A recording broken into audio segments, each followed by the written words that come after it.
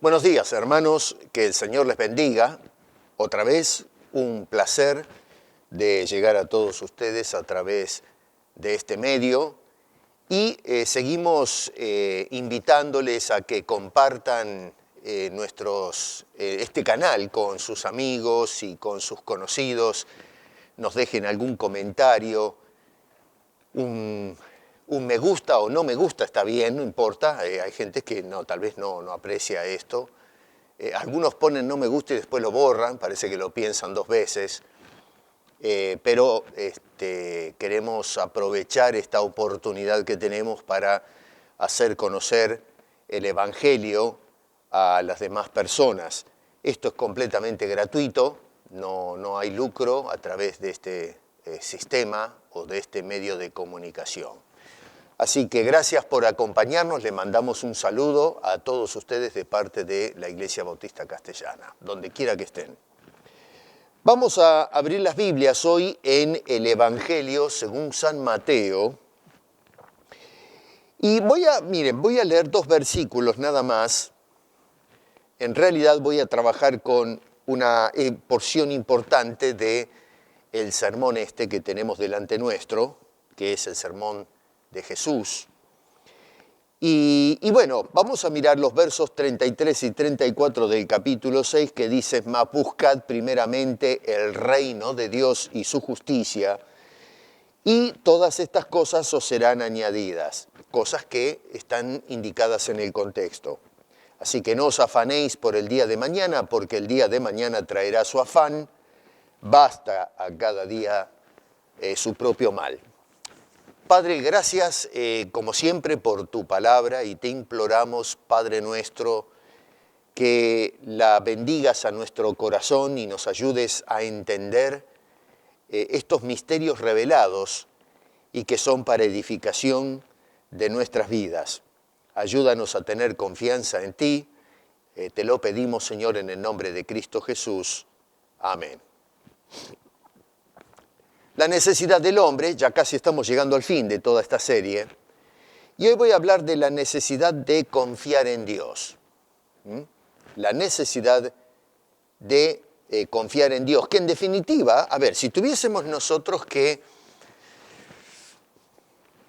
sintetizar en una frase las cosas que dice Jesús acá, podría ser o podríamos armar una oración que va como algo así: la necesidad de confiar completamente a Dios nuestras vidas y a dedicarnos a su servicio. Eso es más o menos lo que se trata de inculcar en estos versículos. Es decir, que debemos manifestar una vida cristiana totalmente enfocada o totalmente dedicada a Dios.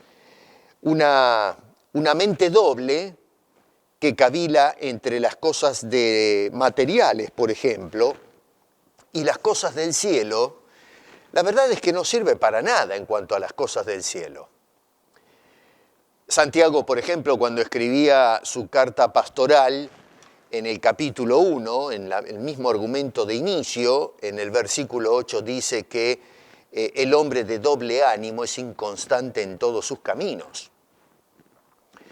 Y esto es tremendo, porque a veces encontramos cristianos que no andan bien en sus hogares, en la iglesia, en su vida personal, en su relación con los vecinos, los hermanos en la fe, y qué sé yo, una cantidad de cosas que se dan, y un día están acá, otro día están del otro lado, a veces están en la iglesia y a veces fuera de la iglesia, agarrados de Dios y agarrados del mundo, personas de doble ánimo. Bueno, Santiago dice que la persona que tiene esa ambivalencia es inconstante en todos los terrenos. Así que cuando vemos a veces personas así, es para mirar y preguntarse, bueno, ¿qué está pasando con esta persona? ¿Por qué cavila? Bueno, porque no tiene una actitud leal. La lealtad no está en el lugar correcto.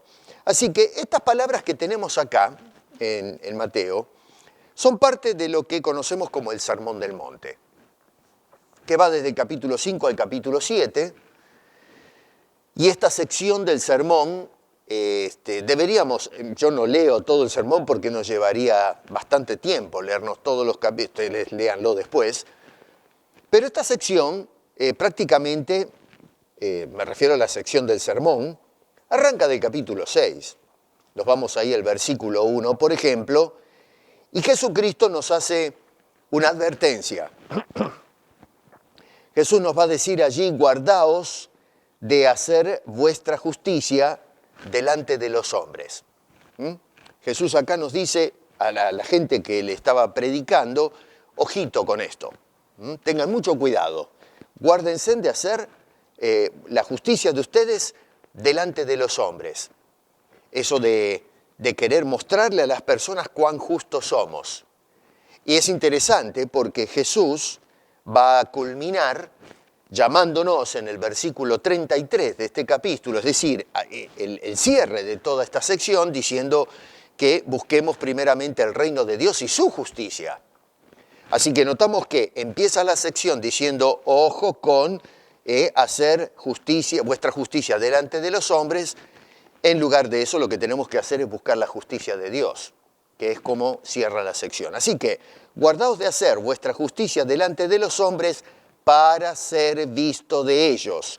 De otra manera, no tendréis recompensa de vuestro Padre que está en los cielos.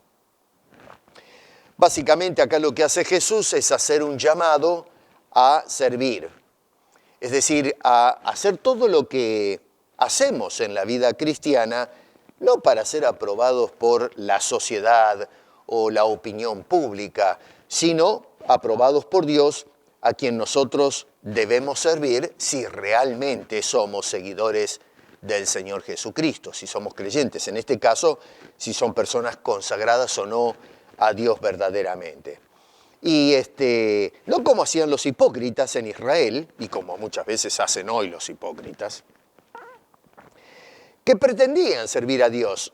Ustedes los veían a la gente en el templo, llevando sus ofrendas, haciendo una cantidad de cosas, el decir los rituales, pero en realidad estaban ahí, sin embargo, no tenían el corazón en el lugar correcto, en realidad pretendían servir a Dios, pero lo que hacían era servirse a ellos mismos y que la gente los sirva a ellos. En los versos que siguen, es decir, desde el versículo 2 en adelante del capítulo 6, Jesús hace un llamado a no dedicarnos a una mera religión de ritos y cosas superficiales. Hoy diríamos, no te dediques solamente a ir a la iglesia o de, qué sé yo, tomar la Santa Cena, bautizarse, servir, y las cosas que se hacen, que se ven.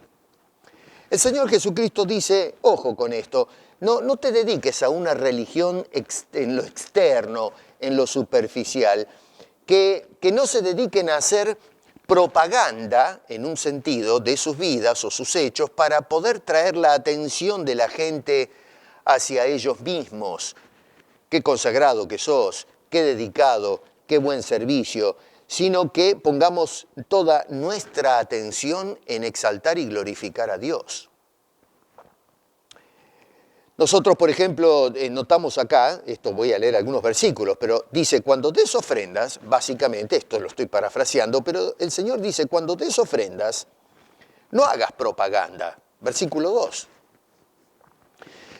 Cuando te pongas a orar, no hagas propaganda. Lo dice en el versículo 5, otra vez, cuando ores no seas como los hipócritas, porque ellos aman el orar en el pie en las sinagogas. Y cuando vamos al verso 16, también cuando ayunes, dice, no hagas propaganda, no hagas tocar la trompeta. Y es interesante, noten ustedes la descalificación que hace Jesús en estos versículos. En el verso 2 dice, no hagas, puntos suspensivos, como hacen los hipócritas. En el versículo 5 dice, no seas como los hipócritas. Y en el verso 16 dice, no seas, puntos suspensivos, como los hipócritas. Así que Jesús, noten cómo hace la comparación acá. A ver, ve a la gente, está predicando el sermón, y le dice, no hagas lo que hacen los que llevan una careta. Gente que se dedica a hacer las cosas para mostrarse a los demás, lo que es externo. No hagas eso para atraer la atención. La pregunta es, ¿por qué los califica de esa manera? Bueno, verso 2, esta gente ofrenda, dice, para ser alabados de los hombres. Noten ustedes que está ahí en ese versículo. Los califica así porque son personas que están, sí, está bien, traen la ofrenda, pero ¿qué motivación hay detrás de este ejercicio? Bueno, lo que quieren es ser alabados, que la gente diga, qué hombre piadoso, mirá cómo trae las ofrendas, mirá cómo colabora. No quiere decir que está mal, al contrario, tenemos que apoyar el ministerio con las ofrendas, pero en este caso la gente la traía para ser visto de los demás. Supuestamente, ojo, hacían esto para adorar a Dios, para reconocer que todo pertenece a Dios. Sí, eso es lo que querían mostrarle a la gente, pero en realidad lo que querían era justamente eso, atraer la atención hacia ellos. Verso 5, oran, dice, pero oran para ser vistos de los hombres. Supuestamente hablan con Dios, pero en realidad hacen esto para hablarle a la gente. Mírenme. Cómo oro, qué consagrado soy, qué cercano estoy a Dios. Verso 16, ayunan, pero dice que ayunan, según Jesús, para mostrar a los hombres. Entonces, noten bien el carácter de la denuncia que hace Jesús. Gente que está ofrendando, gente que se pone a orar, gente que está ayunando, y todo eso lo hacen simplemente para ser vistos y aplaudidos de los hombres, no para ser vistos y aprobados por Dios por su consagración y su dedicación. La hipocresía detrás de todo esto es que haciendo estas cosas pretendían hacerlas para Dios, cuando en realidad lo hacían para ser aplaudidos o para ser elogiados por el resto de la gente como personas muy consagradas. Y en realidad están consagrados no a Dios, sino a hacer propaganda propia, a venderse. Que yo digo, bueno, esto es un poco lo que está pasando en la actualidad con los medios estos de comunicación, gente que aparece en el internet para hacerse propaganda. Personas que se meten no digo que no hagan esto, pero hay que tener cuidado de buscar las razones verdaderas. Hay que hacer un examen, una autorreflexión, sincerarse con esto. Personas que a lo mejor se ponen ahí en el internet porque a enseñar la Biblia, ponen el escenario atrás, porque yo quiero que a mí me vean. No que dirigir la vista a Dios, sino de estar ahí, de mostrarse a los demás. En todos estos casos, la sentencia de Jesús es exactamente la misma. En el verso 2, en el verso 5, en el verso 6, en la parte final de cada verso dice, ya tienen su recompensa. En otras palabras, Jesús lo que está diciendo, lo que ustedes realmente están buscando no es a Dios, no es el favor, la gracia de Dios, agradar a Dios. Ese no es en realidad. A ver, cuando la gente los ve, dice, da la impresión, ¿no es cierto? Ustedes dan la ofrenda, están orando, ahí hablan constantemente con Dios, ayunan, que es un indicio de que pasan horas orando a Dios. Está bien, eso es lo que ustedes le muestran a la gente y eso es lo que ustedes buscan, pero en realidad Dios no tiene ningún papel ahí. Entonces, lo que Jesús les dice es, bueno, lo que ustedes realmente estaban buscando, ya lo recibieron. Realmente querían hacer propaganda y recibir el elogio de la gente y ya está. Lo que buscaban realmente lo lograron, por lo tanto no esperen absolutamente nada de Dios, porque ustedes no hacían estas cosas buscando algo de Dios, su bendición, su aprobación, sino que estaban buscando el aplauso y el elogio del resto de la sociedad. Así que lo que buscaron lo lograron. Entonces no hay más nada de qué hablar. Parece mentira, pero cuando yo miro esto y miro el cristianismo contemporáneo, es sorprendente cómo seguimos haciendo lo mismo que hacían aquellas personas. Hoy tenemos un montón de gente que hace propaganda cuando traen sus ofrendas abultadas a la iglesia. Yo doné tanto, yo di aquello. Se ponen los nombres de la persona a lo mejor en las butacas. Tenemos servicios en donde se colocan a las personas que dan más. Levante la mano el que está dispuesto a dar $2,000, $3,000 de ofrenda. Y las personas levantan ahí la mano o el cheque en el aire o la billetera. Pónganse en línea de este lado los que dan tanto, de este lado los que dan lo otro. Y las personas entonces levantan la mano ahí, van batiendo las manos para que los vean. Yo soy el que estoy contribuyendo con la mayor cantidad. Y hacemos todo ese espectáculo, no porque realmente traemos eso al Señor, no es para hacer propaganda. Hacer propaganda. La gente que ora, hoy tenemos personas que he visto yo eso, soy testigo de esto, y yo sé que muchos de ustedes, si no todos, lo saben bien que sucede esto, pero personas que se ponen a orar y hacen todo, baten las manos, se ponen a gritar, pero no sé, qué sé yo, fuera de control. Parece como que Dios piensan que es sordo, que no escucha, que hay una distancia tan larga que tenemos que levantar la voz y pegarle el grito para que nos escuche. Desaforados, gente que ora en un idioma extraño que no se entiende ni ellos saben lo que dicen. Hacen unos gestos extraños, retorcidos, oraciones muy elaboradas y extrañas, pidiendo cosas raras, en fin. Y todo esto lo hacemos delante de la gente para mostrar, miren qué tan cerca estoy de Dios, qué madurez espiritual que tengo. O personas que se la pasan con el tema del ayuno. A mí me han desafiado diciendo, ¿usted ayuna, pastor? ¿En su iglesia hacen ayuno? Y le digo una cosa, ¿para qué me preguntan a mí eso?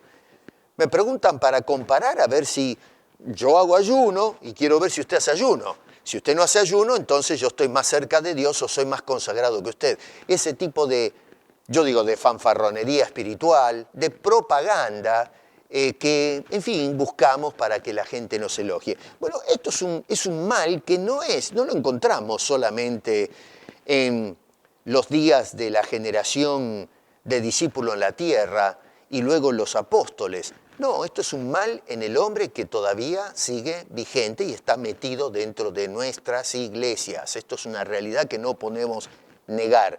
Y todo eso para tener, vuelvo a repetir, ese estatus de importancia comparándome con otros creyentes, pues dice el Señor, ok, si eso es lo que estás buscando, ya tienes tu recompensa. Lo que querías lo has tenido, no esperes nada del Señor. Así que, básicamente y en resumen, Jesús entonces nos está haciendo un llamado a no buscar el elogio de la gente, de la sociedad, de la opinión pública, sino la aprobación de Dios en todo lo que nosotros hacemos. Que Dios nos dé el elogio, que Dios diga, bien hecho, hijo, no el resto de la gente. Cuando el apóstol Pablo le dejaba algunas recomendaciones a Timoteo, lo dejó en Éfeso para hacer un trabajo de ordenamiento en la iglesia.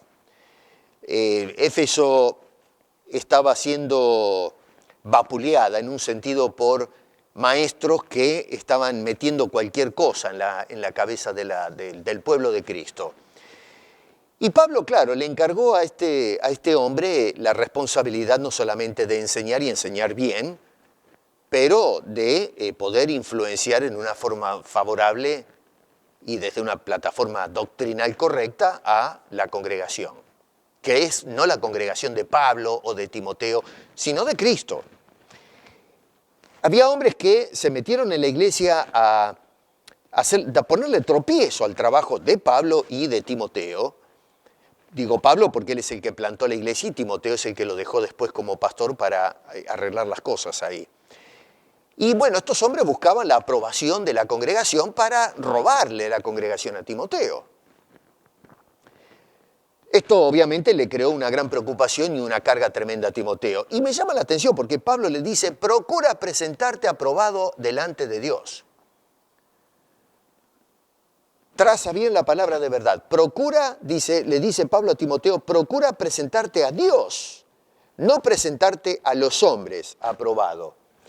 Porque ¿qué pasa? Que si nosotros buscamos la aprobación de la gente, vamos a ir para cualquier lado. Lo que menos vamos a hacer es seguir las pautas divinas en cuanto a cómo debemos dirigir la iglesia. Pero Pablo le dice a Timoteo, cuidado con esto, muchacho, no vayas a buscar la aprobación de la gente, porque la gente aprueba lo que está mal. La gente va a aprobar aquello que ellos, en fin, salen a demandar ciertas cosas y esperan que se les dé esas cosas que ellos quieren. Pablo dice, no, no hagas eso. Tú debes procurar presentarte a Dios aprobado, no a la gente. Este es un buen consejo que da el apóstol Pablo a Timoteo y que pienso yo haríamos bien en apropiarnos de ese consejo también todos nosotros.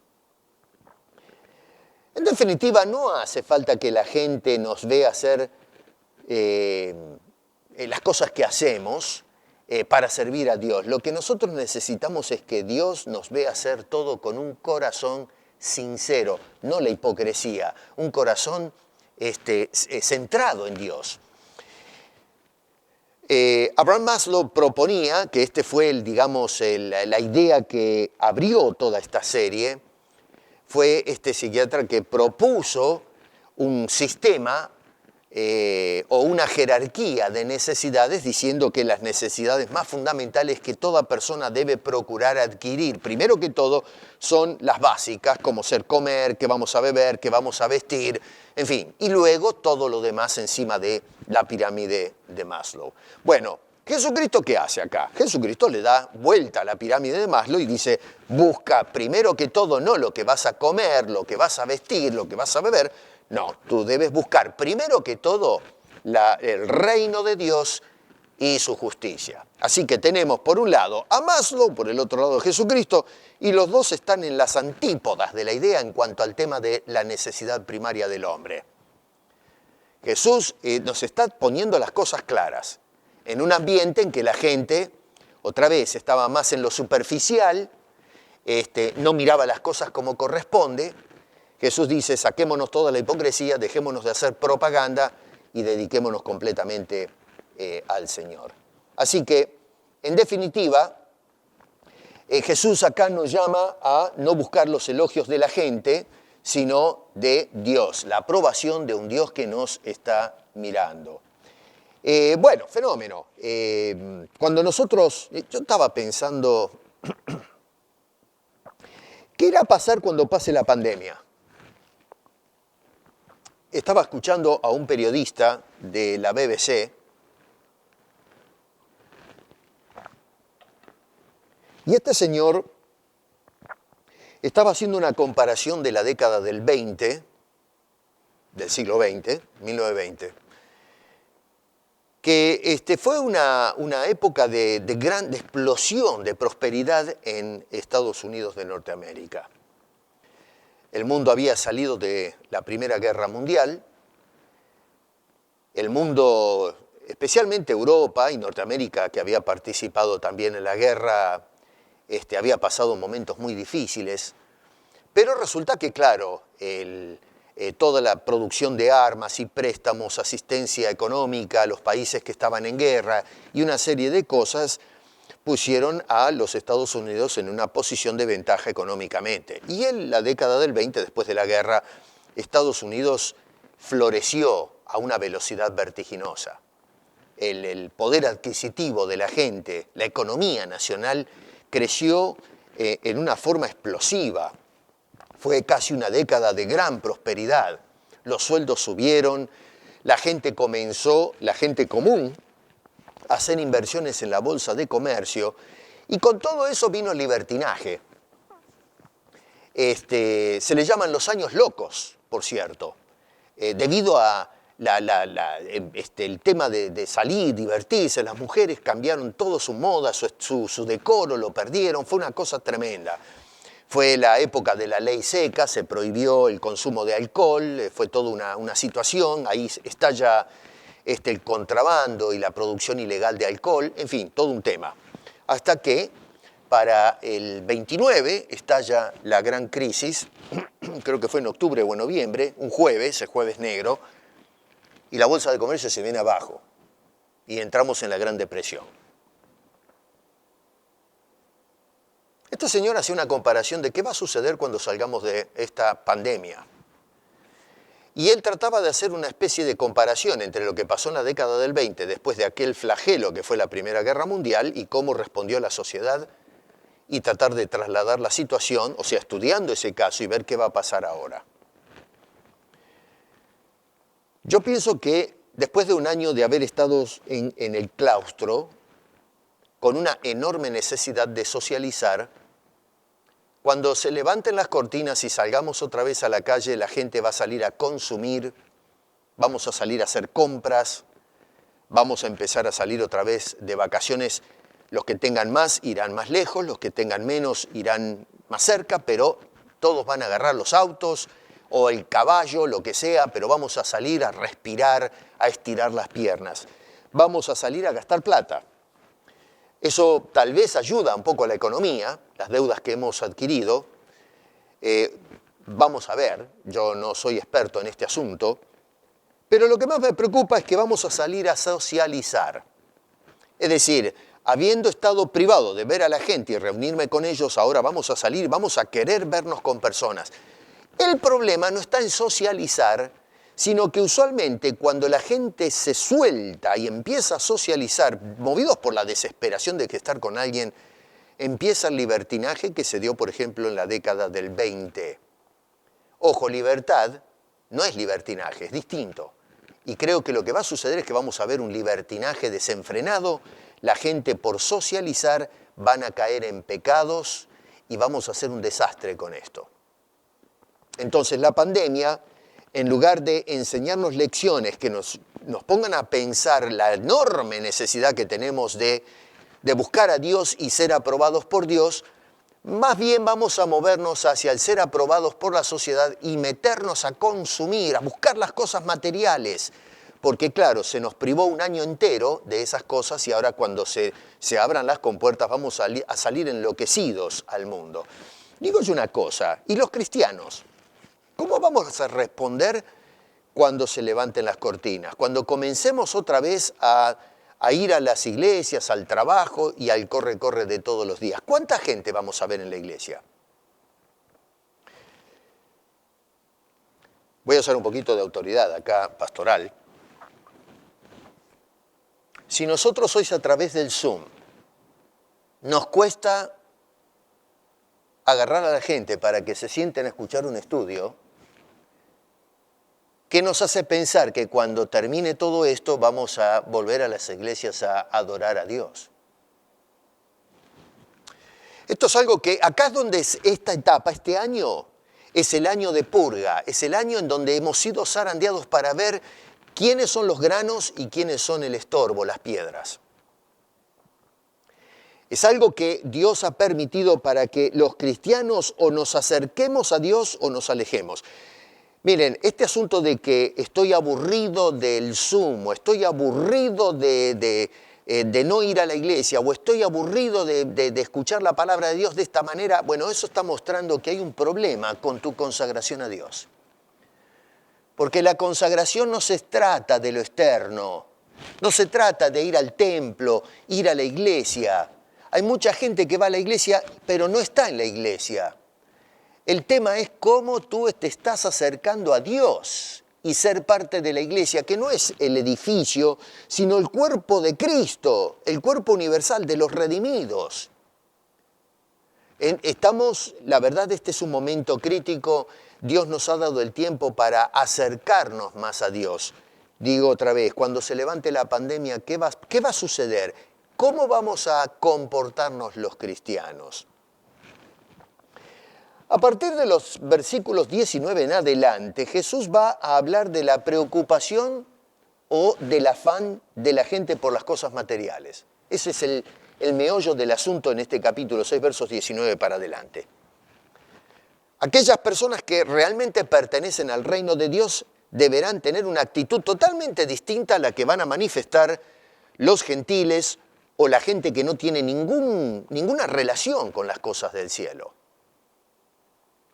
Entonces, en los versos 19 al 21, Jesús les dice que quienes orientan el corazón y lo afirman en las cosas materiales, esa gente es desleal a Dios, son desleales. Dice, no os hagáis tesoros en la tierra. Verso 20, sino haceos tesoros en el cielo, porque donde esté vuestro tesoro, allí estará también vuestro corazón. Jesús acá nos está haciendo un claro llamado a atesorar lo que realmente tiene valor o es ciertamente precioso. La sociedad estima que lo que realmente tiene valor son las cosas materiales y divertirnos. Ahora cuando salgamos a la calle, vamos a explotar cartuchos, vamos a vivirla a lo grande, porque después de un año de estar metido en una caverna, lo que necesitamos es oxigenarnos, respirar, disfrutar, sacarle el jugo a la vida. Pero resulta que en cuanto a las cosas de Dios y lo que es la condición del alma, la gente no le pone atención a esto. Jesús acá nos está diciendo que entonces tenemos que, primero que todo, valorar como corresponde las cosas. Es decir, nosotros vamos a poner nuestra atención en las cosas del cielo cuando valoramos las cosas del cielo. Es decir, tenemos que no equivocar en el valor de las cosas. Cuando le damos más valor a las cosas del mundo, las cosas materiales, que a las cosas de Dios, tenemos un serio problema, un gravísimo problema de lealtad. Entonces tenemos que tener cuidado porque aquellas personas que valoran en un sentido las cosas materiales, toman que estas cosas no tomen el control de nuestras vidas, que nos terminen manejando a nosotros, que todo lo que hagamos vaya a estar enfocado en aquello que nosotros más valoramos, por ejemplo, las cosas del mundo o las cosas de Dios. En los versos 22 al 23 hace un contraste entre el buen ojo y el mal ojo. Y en vamos a decir, una percepción correcta y saludable de las cosas materiales va a producir en nosotros una vida interior saludable. Pero por el contrario, una percepción incorrecta y una valoración incorrecta de las cosas del mundo, las cosas materiales, lo que va a hacer es reflejar lo que hay en el corazón a través de las ventanas del ojo. Un ojo enfermo porque hay un hombre interior enfermo. Un ojo en tinieblas porque nuestro corazón está en tinieblas. La lámpara del cuerpo es el ojo. Si tu ojo es bueno, tu cuerpo estará lleno de luz. Si tu ojo es maligno, dice, todo tu cuerpo estará en tinieblas. Así que miren la correlación que hay en lo que hay en el interior del hombre y donde enfocamos la mirada en la vida de todos los días. Así que Jesús nos enseña que dónde debemos, poner nuestra mirada, poner nuestra atención. Yo recuerdo al apóstol Pablo cuando nos dice en Colosenses que pongamos la vista o la mirada en las cosas de arriba, donde está Cristo sentado a la diestra del Padre, y no en las cosas de la tierra. Esto lo he repetido muchas veces y no me canso de hacerlo, especialmente en una sociedad tan materialista como la que estamos viviendo hoy y en este siglo materialista. Otra vez, hablándole a los cristianos ahora, tenemos que poner atención a esto. Porque a veces los cristianos ponen más la mirada en las cosas del mundo, en las cosas materiales, que en las cosas del cielo. En el verso 24 hace una conclusión. Dice que nos habla de los dos maestros o los dos señores, o Dios o las riquezas.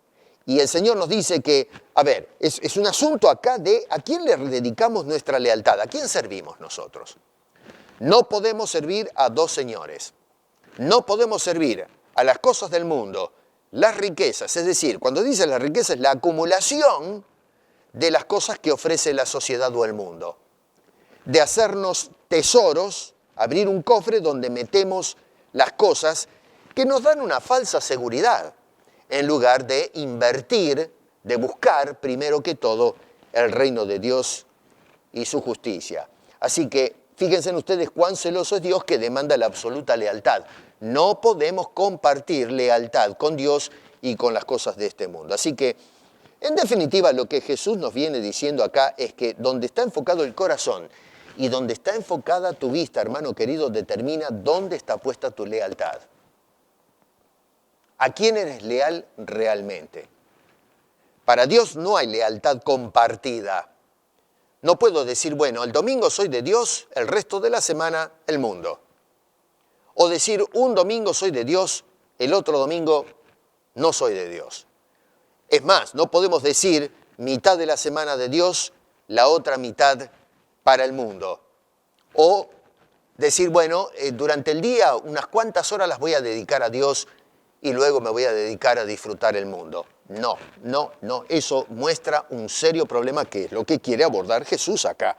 Un serio problema de lealtad.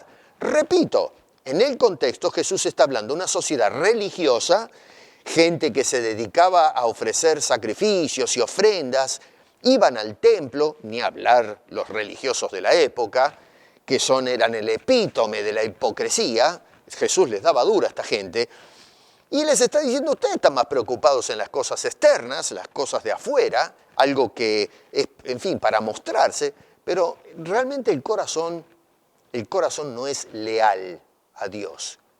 Acá Jesucristo nos está diciendo que Dios demanda lealtad absoluta, total, de sus seguidores.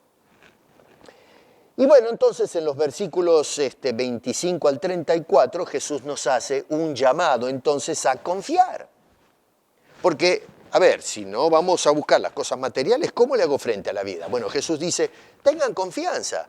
¿Confianza en qué, Jesús? Confianza en la providencia de Dios. Que Dios sabe perfectamente que tenemos necesidad de cosas materiales para poder vivir, mientras vamos de paso por este mundo.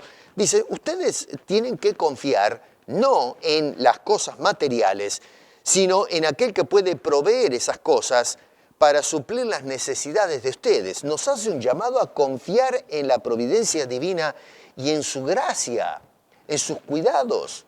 El llamado de Jesús es, no se afanen. Lo ven eso en el versículo 25, lo vemos en el verso 31 y lo vemos otra vez en el versículo 34. Comienza diciendo, no se afanen, no se desesperen, no se preocupen en una forma desmedida.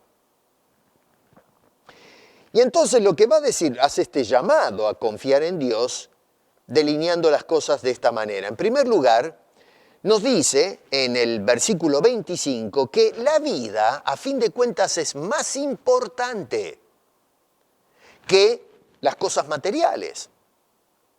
Pero nosotros a veces, y note que dice allí, por lo tanto os digo, no os afanéis por vuestra vida, que habéis de comer, que habéis de beber, ni vuestro cuerpo, que habéis de vestir. No es la misma vida, no es la vida más que el alimento y el cuerpo más que el vestido.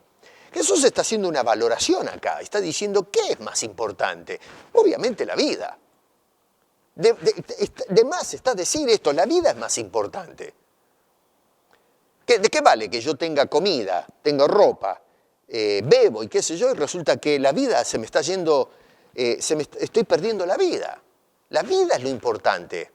Y no solamente eso, pero estamos hablando acá no de la vida biológica, sino la vida eterna. La preservación de nuestra existencia. Bueno, acá Jesús básicamente lo que está diciendo es, ojito, atención, vamos a aclarar esto, Jesús acá no está promoviendo, porque esto se puede malentender, que Jesús estaba promoviendo la miseria y la pobreza. No, señor, Jesús no está tratando de decir, ustedes tienen que, en fin, no se preocupen por la comida, no se preocupen por la vivienda, no se preocupen por lo que están tomando, total, viva la pepa. No, cuidado, esto no quiere decir que hay muchos que han promovido en tiempos pasados que el verdadero cristiano tiene que ser pobre.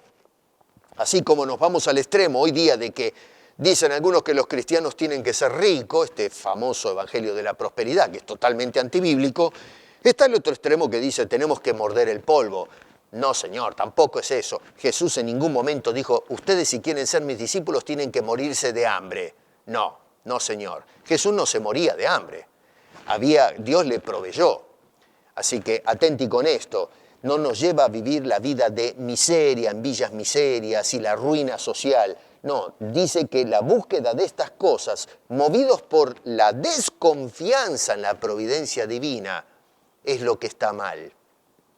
Dios se va a encargar de abrir puertas, de mover las piezas en el rompecabezas para poder proveer las cosas que nosotros necesitamos, que es la comida, el refugio y el vestido que nos vamos a poner. Jesús en ningún momento está diciendo que, en fin, vivamos la vida cristiana en la desnudez, con la piel pegada a los huesos, que nuestros hijos se mueran de hambre o sin educación, que vivan en un caño o en una choza de trapo. Eso es una locura. Jesús en ningún momento está promoviendo semejante idea.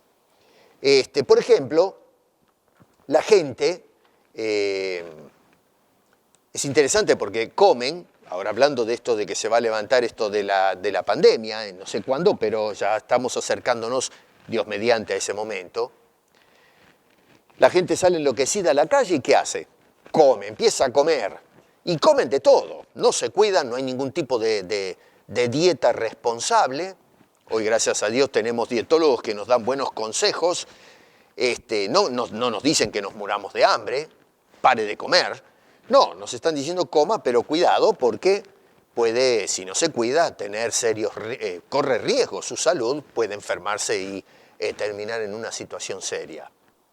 O dedicarse a la bebida, tomarse todo, meterse en un bar, reventarse, ¿no es cierto?, los órganos por el alcoholismo, o en fin, vivir trabajando como un animal toda la vida para comprarse una propiedad, una casa enorme que ni siquiera la podemos mantener. Y entonces dedicamos toda nuestra vida, irónicamente, para destruir nuestras vidas. Metemos todo nuestro esfuerzo para adquirir cosas materiales, comer, divertirnos, vivir, y lo que estamos haciendo es reventando nuestra vida.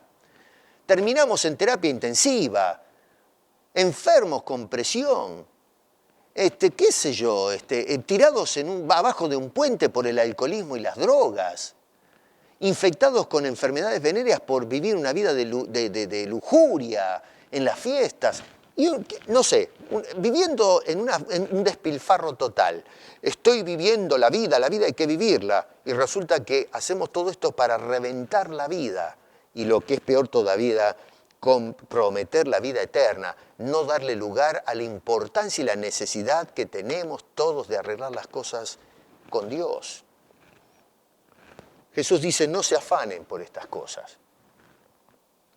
El ejemplo del verso 26 sobre el cuidado de las aves y en los versos 28 al 30 acerca de los lirios del campo, lo que hace es exponer en estas ilustraciones que hace Jesús la providencia de Dios sobre la creación. Y a ver, si Dios está cuidando estas cosas y que son insignificantes en comparación a todo el cosmos, los pajaritos y las plantitas del campo, Jesús dice, pero señores, pónganse a pensar, si Dios toma cuidado de eso, ¿no valen ustedes más que estas cosas? Dice el Señor en el verso 26. Verso 30, ¿no hará mucho más por vosotros? Pero claro que sí. Las preguntas son retóricas, se caen de maduro el asunto. Si Dios cuida a los gorriones, ¿cómo no los va a cuidar a ustedes? ¿Que no son más ustedes que los gorriones? Si el gorrión es un pajarito estúpido que anda volando allí, picando el suelo, comiéndose las lombrices, no tiene 2 dedos de frente de lo que está haciendo, cae como un inocente en las garras del gato, de la fiera, gracias si puede volar y escaparse. Nosotros fuimos creados a imagen y semejanza de Dios para pensar, acercarnos a Dios, pensar en las cosas del cielo, tratar de proyectarnos en la eternidad. El pajarito que no piensa en nada de esto, solamente el ser humano tiene esta capacidad. ¿No valen ustedes más que un pajarito? Pero lógico que sí, claro que valemos más. Eso es lo que quiere mostrarle Jesús. Probablemente mientras predicaba el Sermón del Monte, iba caminando Y la gente veía los pajaritos allí picando en el suelo, y el Señor se ilustraba con la naturaleza. Los lirios estaban sentados en el campo ahí, y estaban los lirios creciendo, y decía, miren los pájaros, miren los lirios, miren estas cosas que ustedes no le dan ni 5 de la hora. Van por la ruta, pasan todos los días, los ven pasar, se amanecen con el canto del pájaro, y cada uno vuelve a sus negocios. No le prestan atención ni a los pájaros ni a los lirios. Pero Dios sí se preocupa. ¿No valen ustedes más que esas cosas? ¡Claro que sí! Pero no lo entendemos esto. Nosotros, en lugar de pasar de largo las cosas materiales, como esta gente pasaba de largo los gorriones y los lirios, no, lo que hacemos es concentrarnos en estas cosas. Tengo que matarme para adquirir los gorriones, los lirios, vestirme como ellos y qué sé yo. Pero por favor, Dios está ahí para cuidar de su creación. Y nosotros somos importantes para Dios.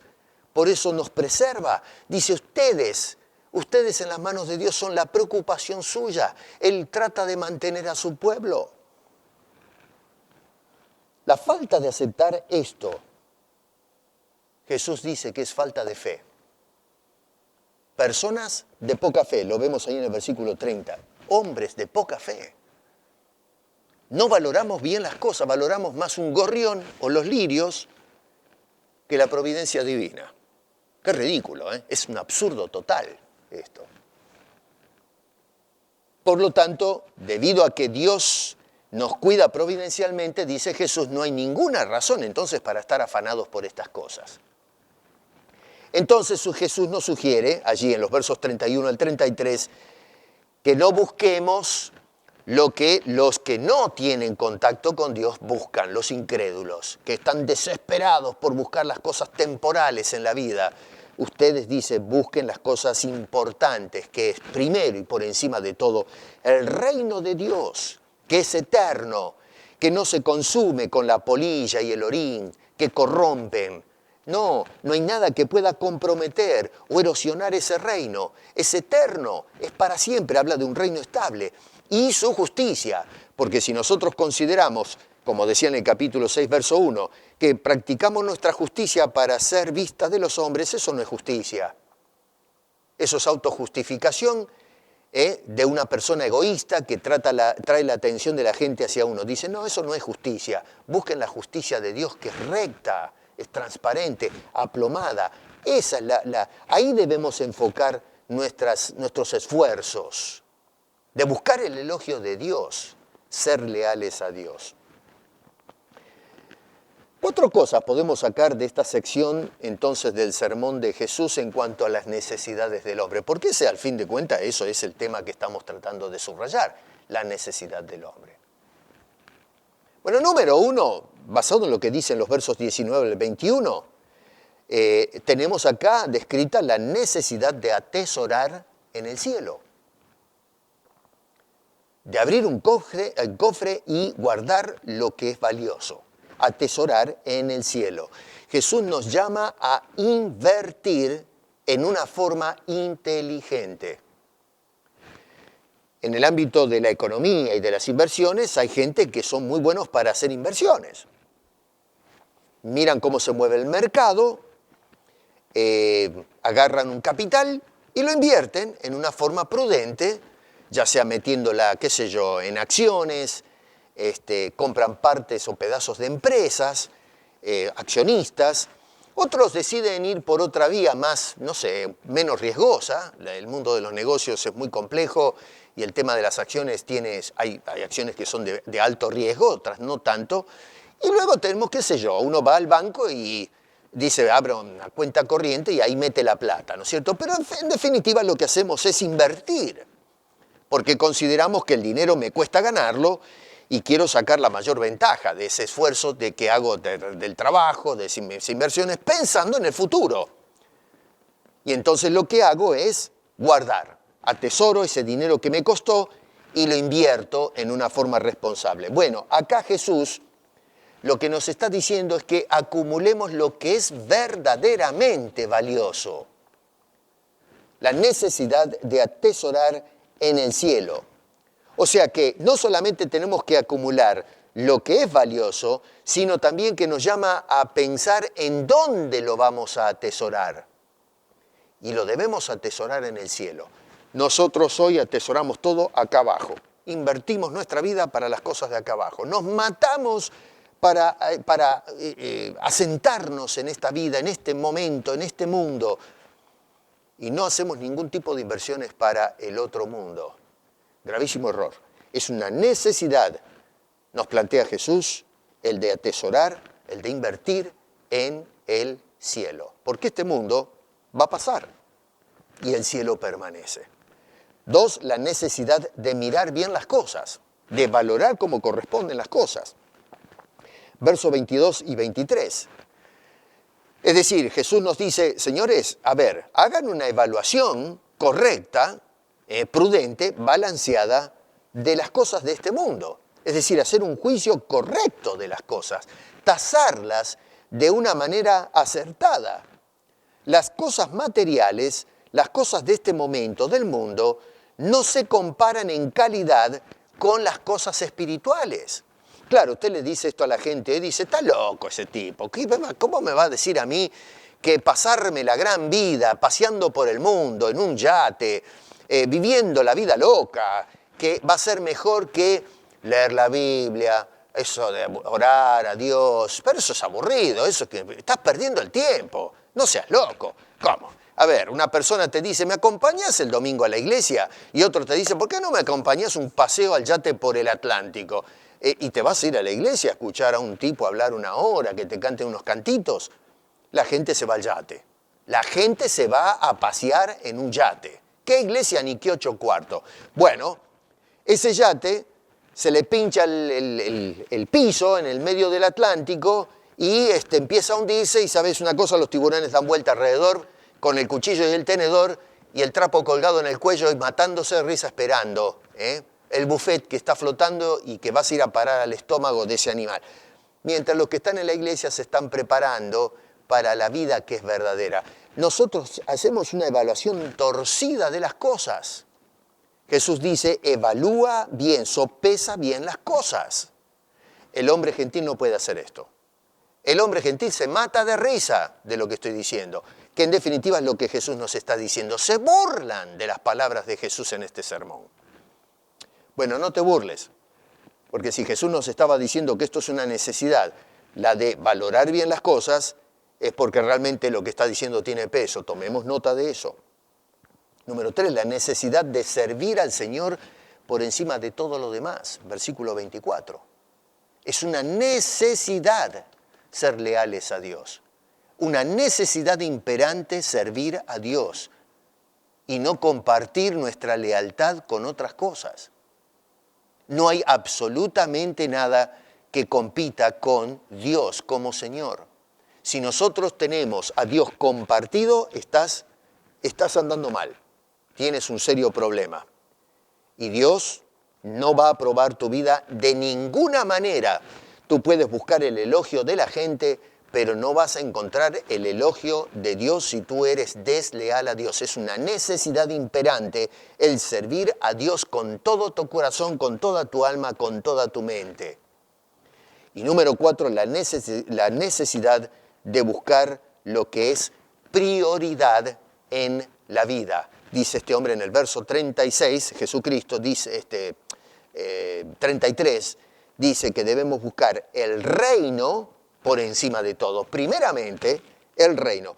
La gente hoy, ¿qué busca primeramente? La comida, la casa, la ropa.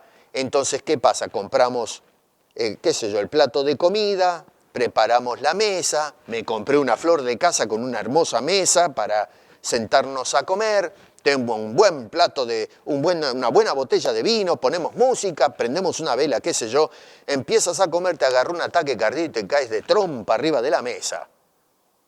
Ah, bueno, pero te conseguiste la casa, el plato de comida, la bebida, ¿y qué pasó? Caíste frito arriba de la mesa. O tal vez, para no exagerar la cosa, zafas, sales a la calle y te pisa un camión, te comiste el plato de comida, te compraste la casa, te bebiste el tarro de vino, pero saliste a la calle y te pisó un camión. Y por ahí vives 80 años, comiendo, tienes una hermosa casa, has paseado por el mundo, te has tomado todas las cantinas que hay por el país o por el mundo entero.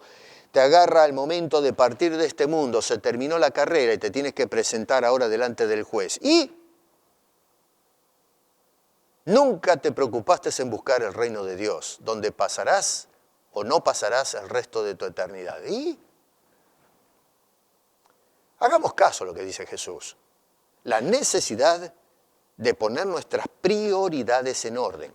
Jesús no dice no comas, no te compres una casa, no disfrutes una bebida, qué sé yo. Jesús está diciendo que pongamos primero las cosas en orden. Pon primero las prioridades y la primera prioridad que debemos considerar es buscar el reino de Dios.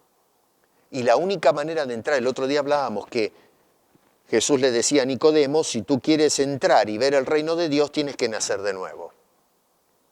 La prioridad entonces es buscar el reino y la única manera de buscar ese reino es naciendo de nuevo, siendo regenerados, venir a los pies de Cristo y aceptar su salvación.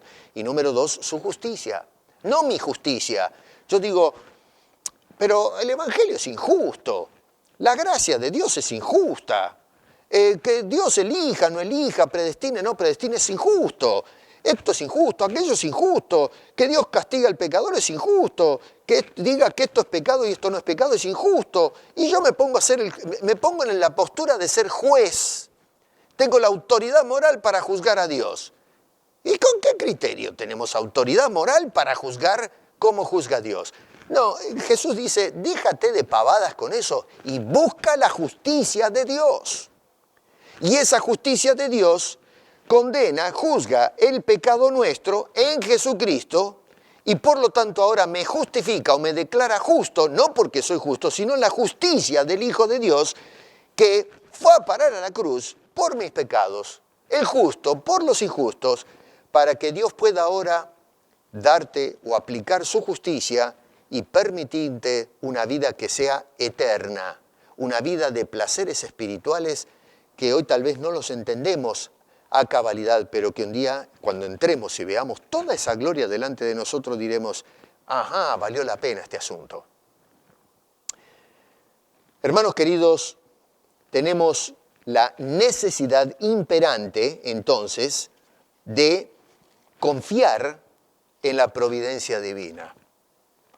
No hay necesidad de poner todas nuestras prioridades en las cosas del mundo. Repito, Jesús en ningún momento nos llamó a pasar hambre, a andar desnudos, a vivir en un caño o en una cueva. No, Señor. Jesús no promovía semejante cosa, al contrario, Él dijo que nos preocupemos de los pobres, que le ayudemos al menesteroso, no que lo pateemos a un costado y que se arregle a la buena de Dios. No, tenemos que ayudar, tenemos que envolvernos, pero lo que dice Jesús es que Dios entiende nuestra necesidad y entonces Él va providencialmente a proveer, a abrir los canales, las cosas que nos permitan obtener esas cosas para subsistir mientras vamos de paso por este mundo. Lo que a nosotros nos toca es buscar las necesidades primarias, valorar las cosas como corresponde. Y lo primero que tenemos que hacer es confiar en la providencia divina. Y algo fundamental que nos ha provisto la providencia divina es un Salvador. Un Salvador. Otra vez pensamos en la providencia divina en términos de que me dé comida, que me cuide. No, la providencia divina tiene una prioridad a lo que es la comida, la bebida y la vestimenta. Dios provee estas cosas que son necesarias, pero lo primero que provee Dios por encima de todo eso es un Salvador. Por eso el Señor Dios mandó a Jesucristo a este mundo a dar la vida en la cruz del Calvario para ofrecernos eterna salvación, entrada al reino de los cielos. No vamos a recibir favores de Dios si no venimos a los pies de su Hijo Jesucristo. ¿Para qué creen ustedes que Jesús predicaba este sermón? Lo predicó para sacar a la gente del error, del error en el que estaban metidos, en la concepción de cosas que ellos tenían, y traerlos a los pies de Cristo Jesús, porque solo en Cristo obtienen verdadera salvación. Y ese sermón tiene aplicación para nosotros hoy. Ese Jesús que predicaba a esa gente hace 2000 años atrás, bueno, nos hace a través de la palabra, a través de la preservación de este hermoso sermón, nos hace el llamado a nosotros. Pon las prioridades en orden. La prioridad de Dios ahora es salvarte. Por eso envió a Cristo. Lo que tú tienes que hacer ahora es responder a esa obra de Dios, venir a los pies de Cristo, aceptar la gratuita salvación que te ofrece, y de esa manera ahora pasas a ser a aquellas personas, aquel contingente que está sostenido por la mano de Dios, un Dios que conoce tus necesidades y dice, yo te voy a proveer lo que tienes que comer, vestir y qué sé yo, y va a mover la creación para que tú tengas acceso a eso. Ahora, ojo, esto vale la aclaración, acá hago un paréntesis, un desliz. Esto no quiere decir de que me voy a sentar en una esquina, cruzado de brazos, esperando que baje del cielo la comida, el trabajo, qué sé yo, la casa. No, tenemos que ser responsables, buscar un trabajo, estudiar, qué sé yo, y de esa manera hacer el esfuerzo, y Dios va a prosperar todo lo que nosotros hagamos para que podamos entonces recibir los beneficios de su cuidado. Eso de quedarse panzas arriba y no hacer absolutamente nada, eso no va. La Biblia habla hasta el cansancio de la vagancia, la holgazanería. Dice que la persona que no trabaja, no coma. Así que ojo con eso. No significa entonces que debemos estar sin hacer nada. Vamos a tocar puertas y el Señor va a prosperarnos y va a abrir las puertas y nos va a dirigir providencialmente donde vamos a encontrar esa fuente de bendición para nuestras vidas. Pero fundamentalmente esa fuente de bendición que es Jesucristo, a través del cual nos da salvación, perdón de los pecados y vida eterna. Confía en Dios. La necesidad de creer, de confiar en la providencia divina. Padre, te damos gracias por cuidar de tus hijos, y tal es así que no solamente enviaste a tu Hijo Jesucristo a dar la vida por nosotros, sino que nos has dejado el alimento espiritual, que es tu santa palabra y el manual de ruta. Gracias, Señor, porque a través de ella nos sigues hablando, nos sigues edificando, nos sigues orientando. Te ruego, Señor, que si hay alguien que no te conoce, que a través de este mensaje, que es el mensaje de Jesús, el Sermón del Monte, pueda esta persona despertar a la enorme necesidad que tiene de Cristo Jesús y venir a sus pies confesando sus pecados para recibir el perdón y la vida eterna. Te lo pedimos esto con acción de gracias en el nombre de Cristo Jesús. Amén.